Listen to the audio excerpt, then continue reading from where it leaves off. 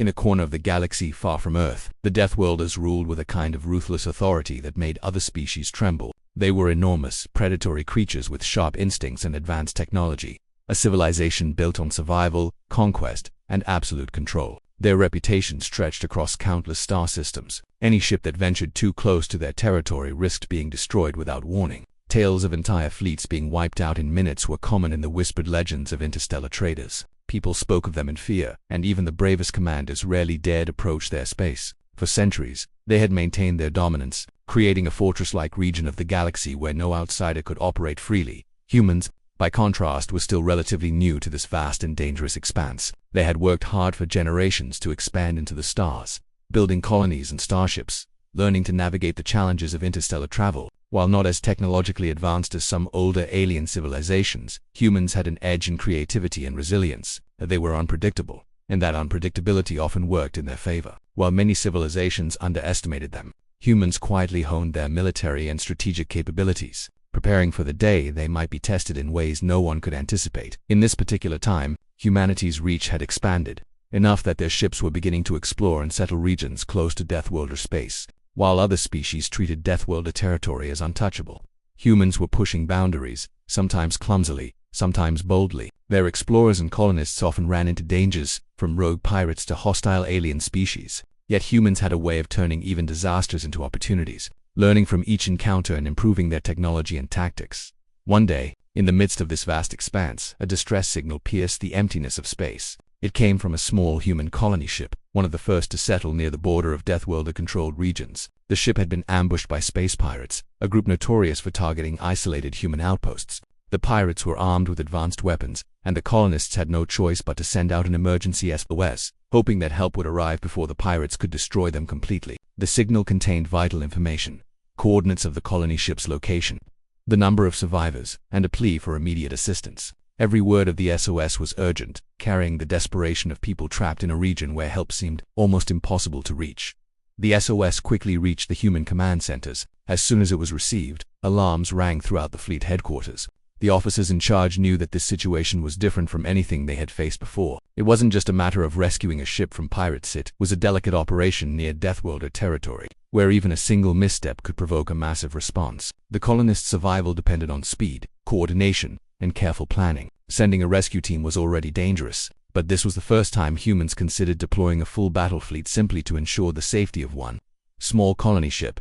Leaders in the human command centers deliberated. They were aware that Deathworlders were constantly monitoring their borders. Any large movement of ships could alert them to human activity, and this could escalate into a confrontation nobody wanted or perhaps nobody expected. Still, there was no choice. The lives of the colonists hung in the balance, and human pride and strategy would not allow them to abandon one of their own. As preparations for the fleet's deployment began, human engineers, tacticians, and commanders worked feverishly to ready every ship, test every weapon, and plan every maneuver. Even the civilians aboard the colony ship represented something far greater than just individuals. They symbolized human determination and survival in the face of overwhelming odds. Meanwhile, the Deathworlders remained largely unseen but ever present.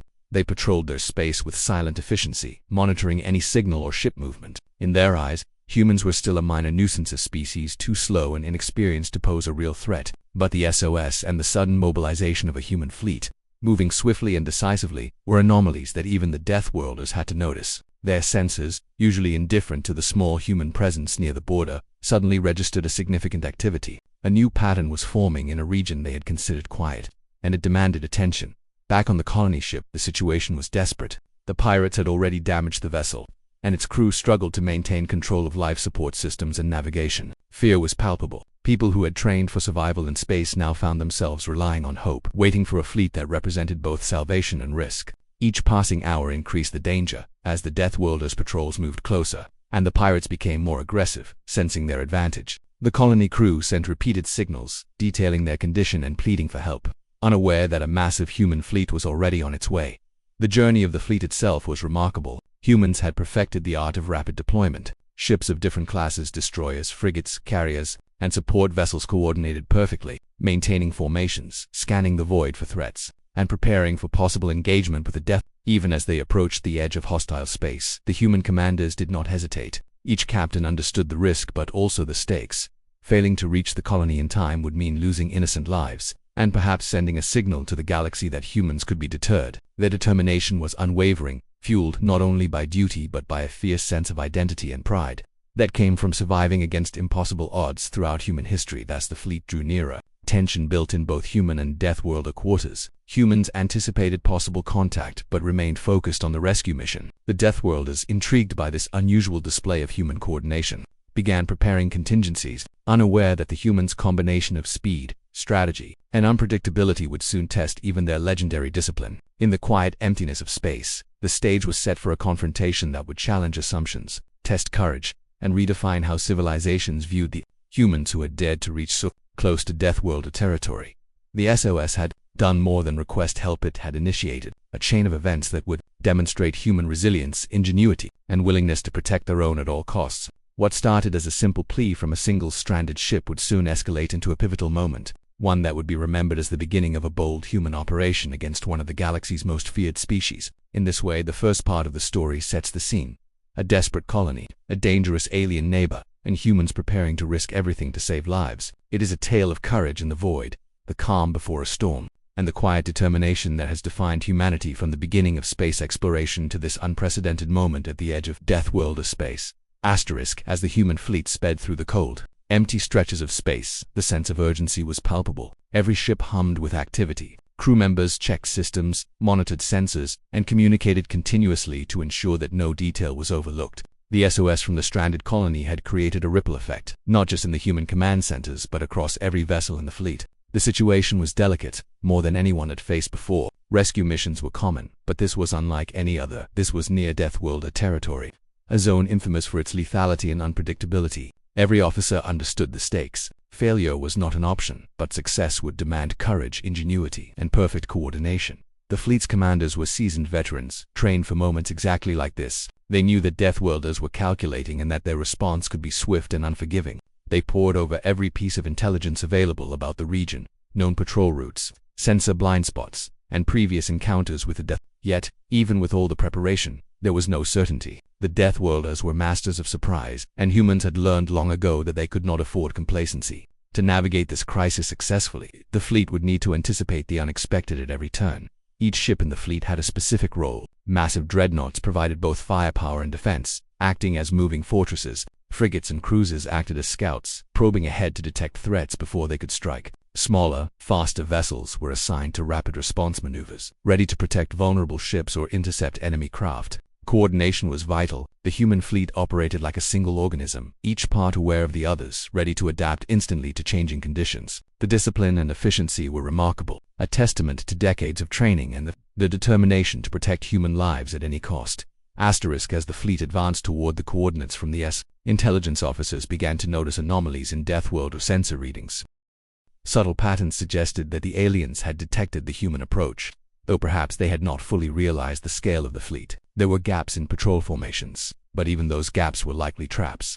The humans could not ignore them. The commanders debated the risks. Moving faster could reach the colony sooner but risked running into prepared enemy forces. Moving slower would allow careful reconnaissance but increase the time the stranded crew had to survive under threat. Every decision carried weight, and every choice had potential consequences far beyond the immediate rescue. Meanwhile, aboard the colony ship, the situation grew more desperate. Supplies were limited, and the pirates, aware that help might arrive, grew bolder in their attacks. The colonists, mostly civilians with limited combat experience, had learned to defend themselves using whatever they had, but their efforts could only hold off the attackers for so long. They patched together improvised weapons, reinforced hull sections, and rationed energy to maintain life support systems. Fear and hope coexisted in equal measure, with every crew member watching the distant sensors for signs of the approaching fleet. Each blip on the radar carried the weight of life or death, and every hour brought new challenges. Human engineers worked tirelessly on the fleet's ships, preparing for the worst. Systems were tested repeatedly, weapons calibrated, and shields reinforced. Each vessel carried specialists who could perform emergency repairs in extreme conditions. The fleet was designed not just for rescue but for combat, if necessary. It was a delicate balance. Too aggressive an approach could provoke the Deathworlders, but too cautious a plan could allow the pirates to harm the colony beyond recovery. Human ingenuity was on full display, as engineers devised contingencies for every imaginable scenario. The fleet's readiness was a mixture of careful calculation and adaptive improvisation, a combination that had saved humans many times before.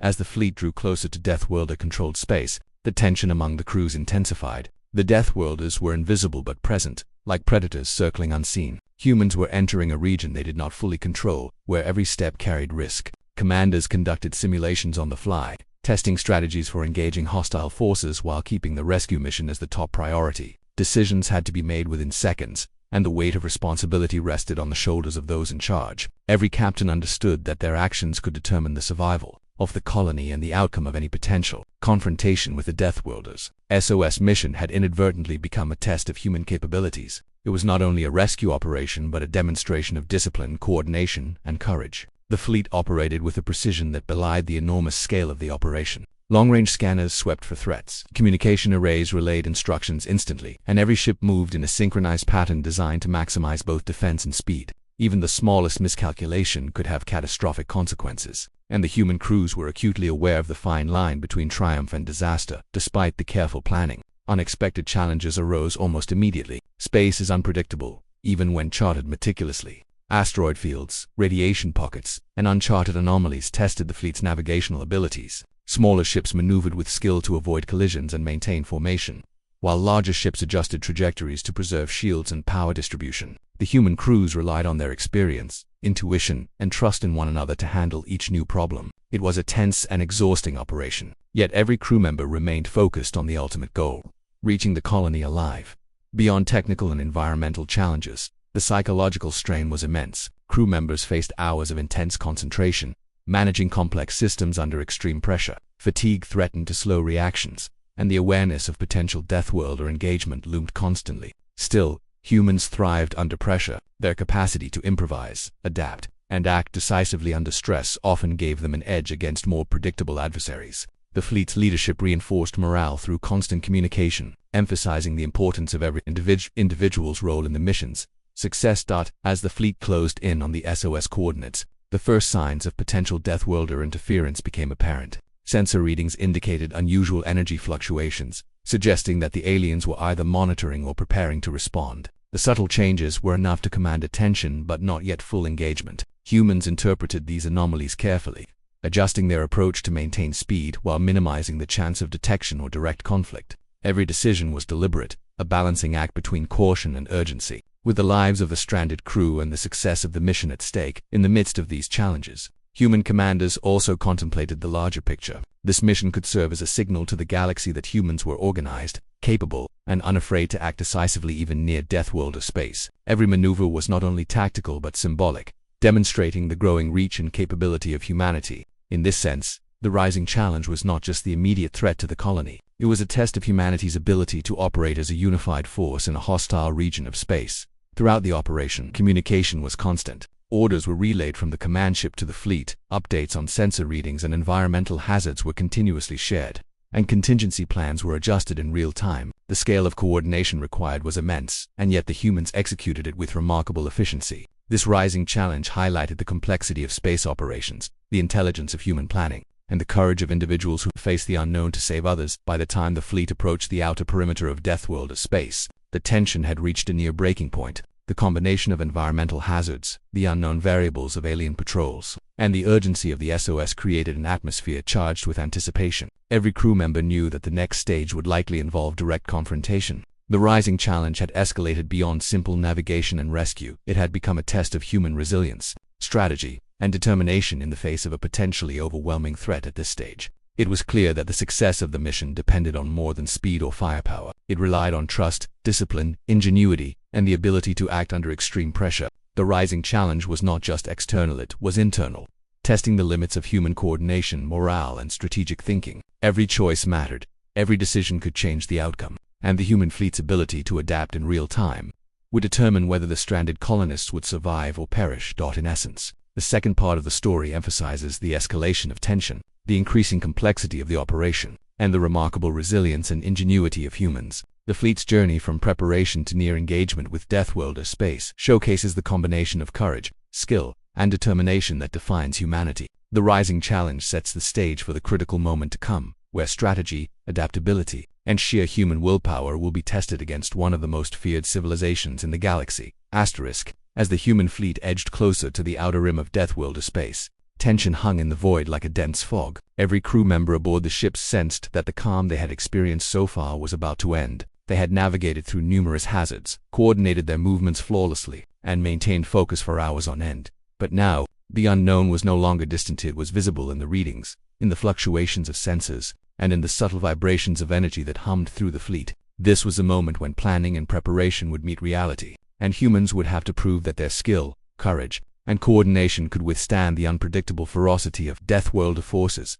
The first signs of escalation were subtle but undeniable. Long-range scanners detected multiple energy signatures moving in a deliberate formation. These were not anomalies, asteroids, or cosmic phenomena. They were the unmistakable signs of Deathworlder warships. The aliens had detected the human fleet and were beginning to activate their forces. The sight was intimidating. Massive ships, bristling with weapons, spread out in patterns that suggested both offense and defense. Their size and power alone were overwhelming, dwarfing even the largest human vessels. Every officer and crew member understood the gravity of the situation. They were no longer simply rescuing a stranded colony. They were entering a potential battlefield against one of the galaxy's most feared species.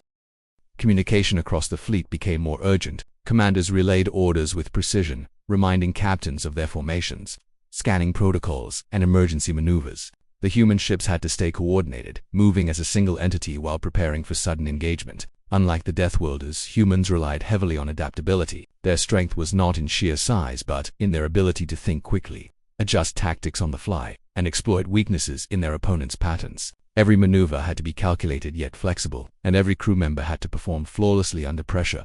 On the colony ship, fear had reached a peak. Crew members had watched the distant blips on sensors grow larger and more organized. While they did not fully understand the scale of the approaching Deathworlder fleet, they could sense the danger. They tightened security, reinforced critical systems, and prepared for emergency evacuation if necessary. The knowledge that a massive human fleet was approaching offered hope, but also highlighted the precariousness of their situation. One misstep could spell disaster, and the moments stretched unbearably as they waited for contact.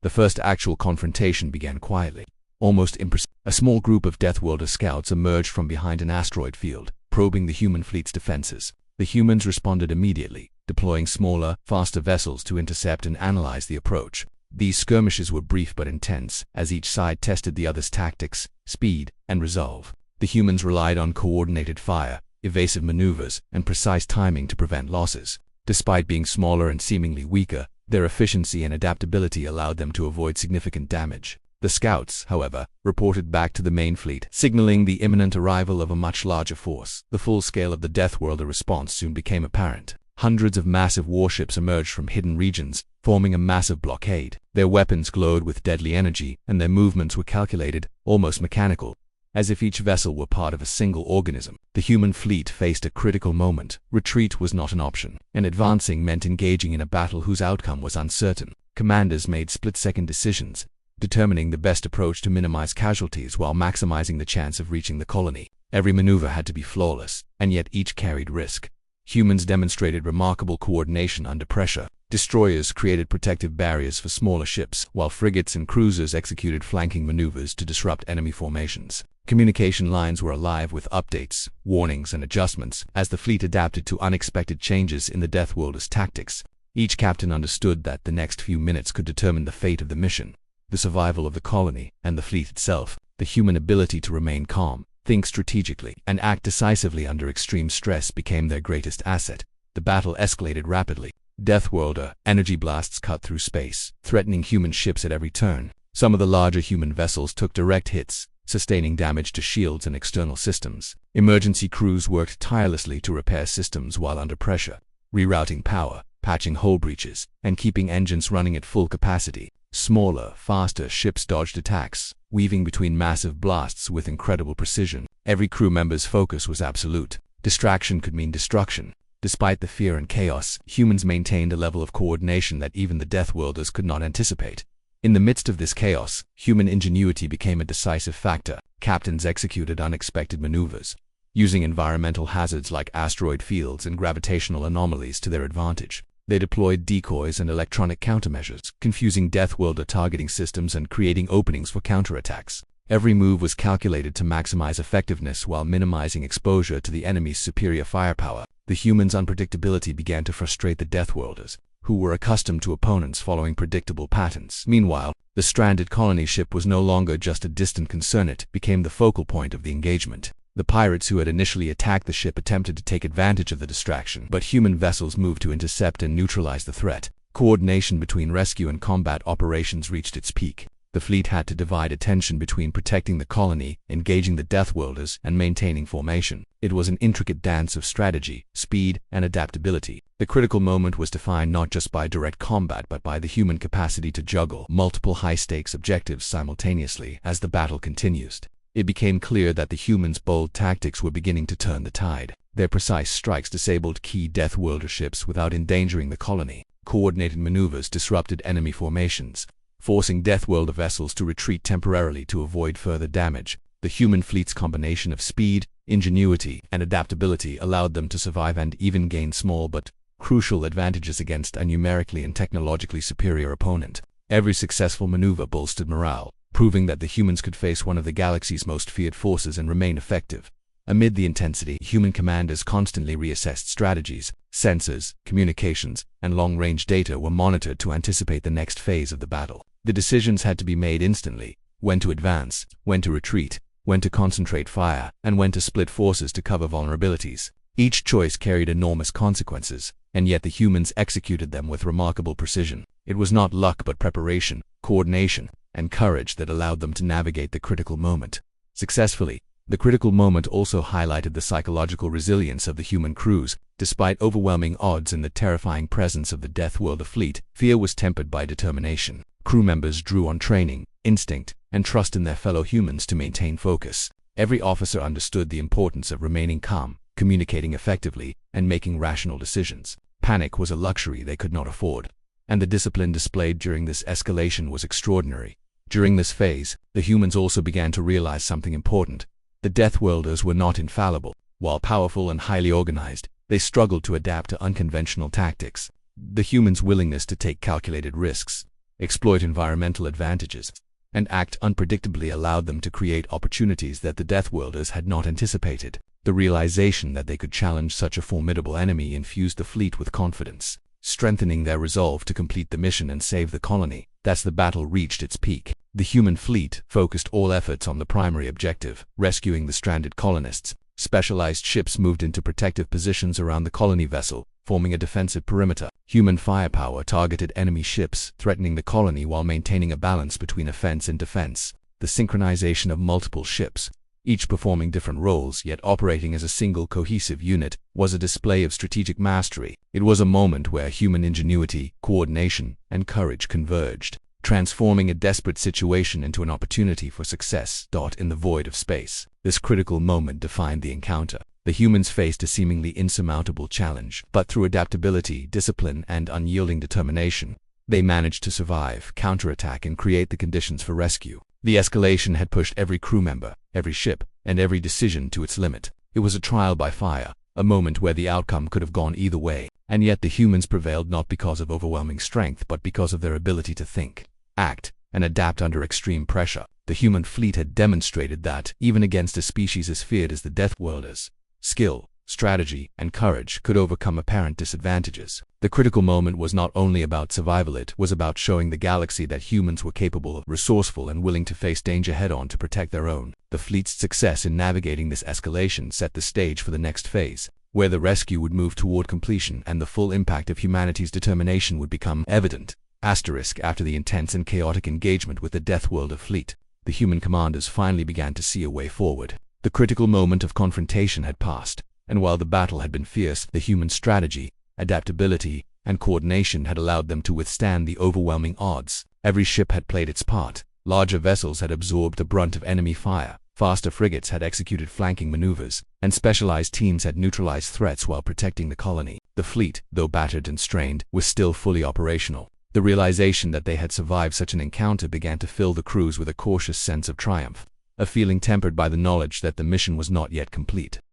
The primary objective now became clear: rescue the stranded colony ship. The colony, which had been under constant threat from pirates and the looming presence of the Deathworlders, was finally within reach. Human ships moved into a protective formation around the vessel, creating a moving shield against any remaining hostile forces. Communication between the colony and the fleet was restored and strengthened. The colonists could hear the voices of the human commanders coordinating the approach, giving them both hope and precise instructions to prepare for extraction. The atmosphere was tense but hopeful. The moment of actual rescue, after hours of waiting and fearing the worst, was at hand.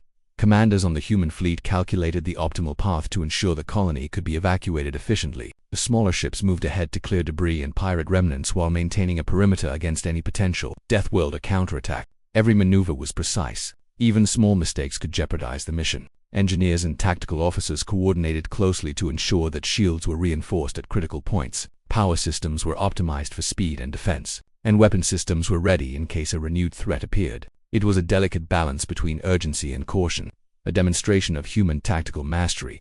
The colonists themselves were overwhelmed with relief and disbelief as the human fleet arrived. After hours of isolation, fear, and struggle, they finally saw the massive ships, their lights glinting in the void, moving with precision and purpose. The human fleet was not only their salvation but also a display of extraordinary power and coordination. On board the colony ship, the crew worked to prepare for immediate departure, coordinating with the fleet to ensure that evacuation would be swift and safe. Children, families, and scientists saw.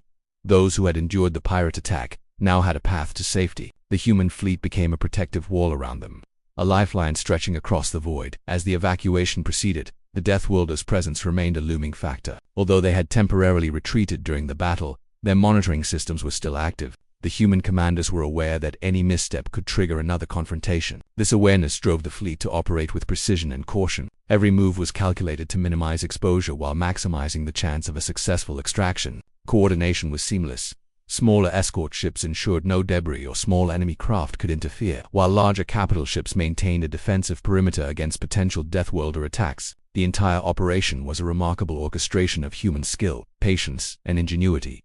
During the extraction, the human fleet continued to display its unique strengths. Ships moved in coordinated patterns, creating overlapping shields to protect the colony. Communication lines were maintained constantly, allowing each ship to respond instantly to changes in the environment or enemy behavior. The humans' combination of technology, strategy, and teamwork allowed them to outmaneuver any threats without engaging in unnecessary combat. The colony crew, witnessing the precision and efficiency of the fleet, began to trust the humans completely, following instructions with discipline and calm that was remarkable given the extreme circumstances. As the evacuation reached its critical phase, engineers and tactical officers worked in tandem to ensure that every system on both the fleet and the colony ship was functioning optimally. Any malfunction could have disastrous consequences. Power distribution was monitored constantly. Weapon systems were held in readiness, and life support systems on the colony ship were stabilized to handle the rapid movement through space. The humans' ability to manage such complexity under immense pressure demonstrated their resilience, preparation, and ingenuity. Every member of the fleet played a vital role, from the captains issuing commands to the engineers ensuring that every system functioned flawlessly. The actual departure of the colony ship from its dangerous position was a tense and dramatic moment, as it disengaged from its damaged systems.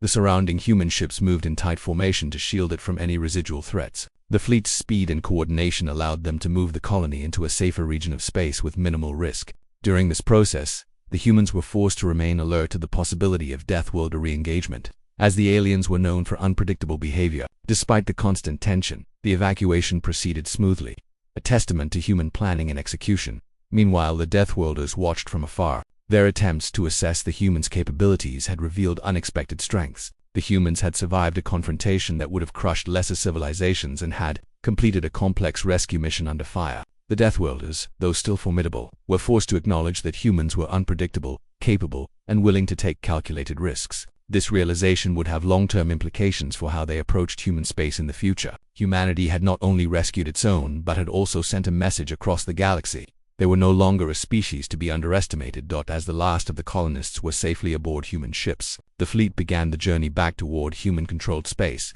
The sense of relief was immense, but the human crews remained vigilant. Every ship had sustained some damage, and every crew member had experienced the strain of intense combat and high-stakes operations. Yet there was also a growing sense of pride and accomplishment. They had not only survived, but had succeeded in a mission that tested every aspect of their skill, courage, and coordination. They had faced overwhelming odds and emerged victorious, accomplishing the impossible with intelligence, bravery, and determination. The rescued colonists were finally able to breathe a little easier, but the experience had left a lasting impression. They had witnessed the full power and capability of the human fleet, seen the discipline and courage of its crews, and experienced firsthand the lengths to which humanity would go to protect its own. The psychological impact was profound. survivors felt a mix of relief, awe, and gratitude. They had been on the brink of disaster, and yet the humans had ensured their safety through a combination of skill, coordination, and unwavering determination. In the aftermath of the evacuation, human commanders reviewed the entire operation. They assessed the fleet's performance, the effectiveness of tactics, and the response of individual crews under extreme stress. Lessons were noted for future missions, but there was also recognition of the extraordinary accomplishment. The operation had not only saved lives but had demonstrated a new level of human capability in space. It was a moment of triumph where preparation, courage, and adaptability converged to achieve a remarkable outcome. The resolution of the mission also highlighted the humans' ability to balance aggression with precision. They had confronted a formidable enemy, managed multiple threats, and executed a high-stakes rescue with minimal loss.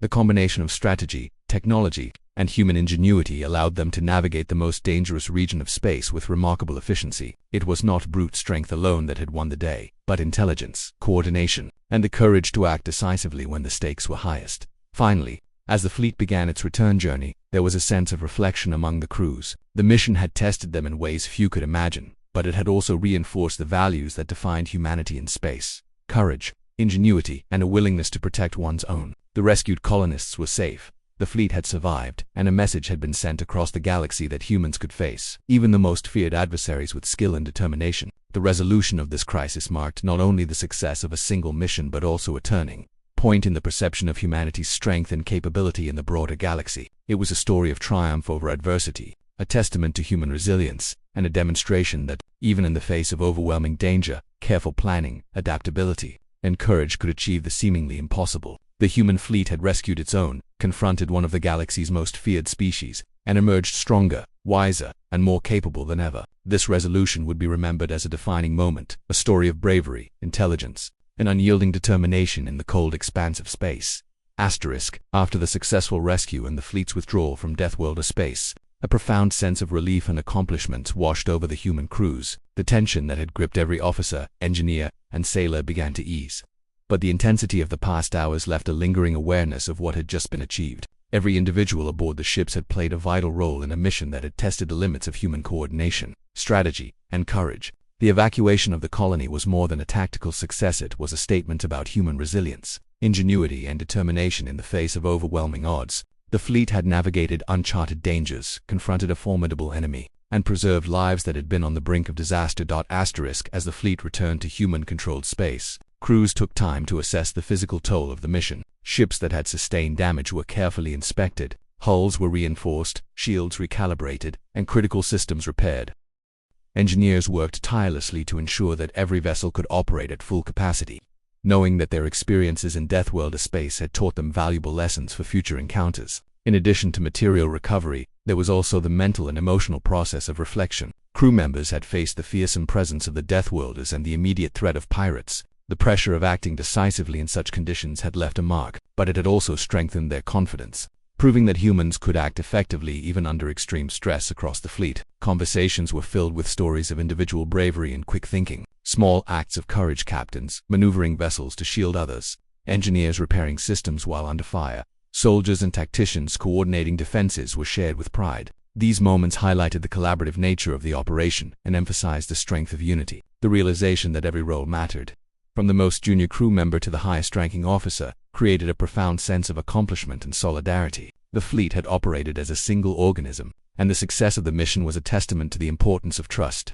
communication, and coordination. For the rescued colonists, the experience was life-changing. They had endured days of fear, isolation, and uncertainty, watching helplessly as hostile forces closed in and praying for a rescue that seemed unlikely. The sudden arrival of the human fleet had not only saved them from imminent danger but had also demonstrated the capacity of humanity to respond with precision, courage, and efficiency in times of crisis. Many of the colonists expressed awe at the scale and coordination of the fleet, describing the ships as towering fortresses of light and energy moving in perfect synchronization across the void. The psychological impact of seeing humans act with such determination was profound. It reinforced a sense of safety, trust, and pride in their civilization, proving that humans were capable of extraordinary feats when united by purpose. In the days following the mission, human commanders conducted debriefings to analyze the operation. Every detail was examined: the initial response to the SOS, the strategies employed during the approach to Deathworlders space, the engagement with enemy forces, and the protective measures implemented during the evacuation. Lessons were drawn not only to improve future operations but also to understand the nature of humanity's growing presence in the galaxy. The encounter with the Deathworlders had demonstrated both the potential and the limitations of human tactics. By evaluating successes and challenges, commanders ensured that the fleet would become even more effective in subsequent missions.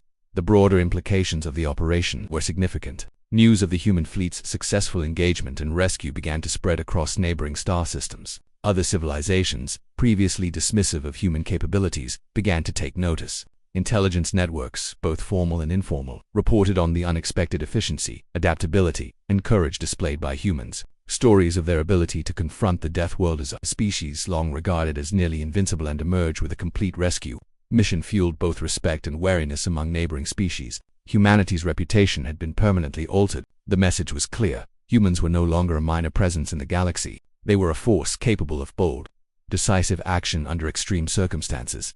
Within human space itself, the operation became a source of pride and inspiration. The success of the mission was celebrated, not as a mere military victory but as a demonstration of what humans could accomplish through unity, planning, and determination. Schools, training academies, and military institutions studied the operation, using it as a case study in strategy, coordination, and leadership. Crew members who had participated were recognized for their bravery and skill. Awards were given, commendations written, and stories shared to ensure that the lessons learned would be passed down to future generations. The operation reinforced the values that had come to define humanity in the cosmos: courage, and an unwavering commitment to protecting one's own. The rescued colonists returned to permanent settlements or were reassigned to safer regions of human space. Their experiences left lasting impressions, memories of fear, resilience, and the awe-inspiring arrival of the fleet. Many became advocates for further expansion and preparedness, emphasizing the importance of maintaining strong defenses, rapid response capabilities, and advanced coordination systems. Their first-hand accounts served as reminders of the stakes involved in human expansion and the critical importance of unity in times of crisis. Human strategists also took note of the death response during the operation. Although the aliens had been formidable and well-coordinated, they had been challenged in ways previously thought impossible. Humans had exploited the predictability of certain enemy patterns, used environmental features to their advantage, and demonstrated tactical creativity that the Deathworlders could not anticipate. These observations suggested that even highly advanced civilizations were not invincible when confronted by ingenuity, discipline, and bold action. The encounter offered valuable lessons for future engagements, highlighting the need to combine planning with flexibility, aggression with caution, and technology with human creativity. As the fleet returned home, crew members reflected on what they had experienced. The mission had been exhausting, dangerous, and demanding, but it had also been profoundly rewarding. It reinforced their confidence in their abilities, strengthened the bonds between individuals and units, and highlighted the importance of trust, preparation, and adaptability. Every participant understood that their actions had mattered, that they had played a role in something greater than themselves. This reflection created a lasting sense of pride and commitment to the ongoing mission of human expansion and protection in the galaxy. The aftermath also involved political and diplomatic considerations. Other human colonies and allied species began to recognize the strategic importance of maintaining strong, responsive fleets capable of rapid deployment. The demonstration of human efficiency and courage sent a message not only to potential adversaries but also to allies. Humanity could be relied upon in times of crisis, and its presence could shift the balance of power in any sector of space. This newfound recognition strengthened alliances and fostered respect across interstellar networks, creating opportunities for collaboration and mutual support in the future. The rescued colonists themselves became symbols of human resilience and determination. Their survival illustrated the consequences of preparation, teamwork, and timely intervention. They shared their experiences widely, emphasizing the bravery of the fleet and the ingenuity of its crews. Their narratives highlighted the human qualities that had enabled such a successful mission: courage, creativity, adaptability, and a refusal to abandon one's own in the face of danger. These stories inspired both civilians and military personnel alike, reinforcing cultural values and encouraging a spirit of readiness and bravery in the face of uncertainty.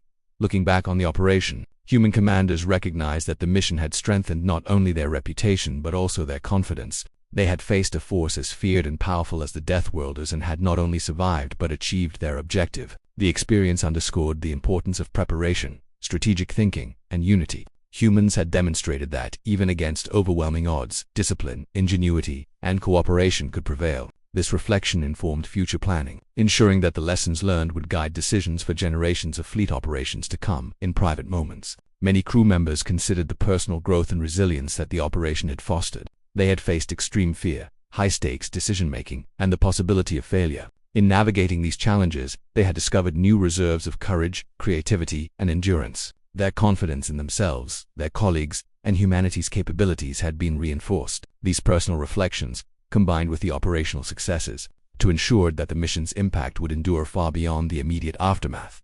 Finally, the operation's legacy extended to a broader understanding of humanity's place in the galaxy. The mission had shown that humans could confront seemingly insurmountable challenges, act decisively under pressure, and achieve objectives that others might have deemed impossible. The fleet's actions, the rescue of the colony, and the engagement with the Deathworlders collectively demonstrated the combination of skill, courage, and determination that defined humanity's growing influence in space. The aftermath was not merely the conclusion of a mission, it was the affirmation of human potential, resilience, and the enduring capacity to overcome adversity through unity, intelligence, and unwavering commitment. This final reflection solidified the mission's significance. Humans had saved lives, preserved a critical colony, and proven their capability against a formidable adversary. They had demonstrated that preparation, creativity, and courage could overcome even the most daunting challenges. The story of this operation became an enduring example of human strength, a testament to the values that defined them, and a source of inspiration for generations to come.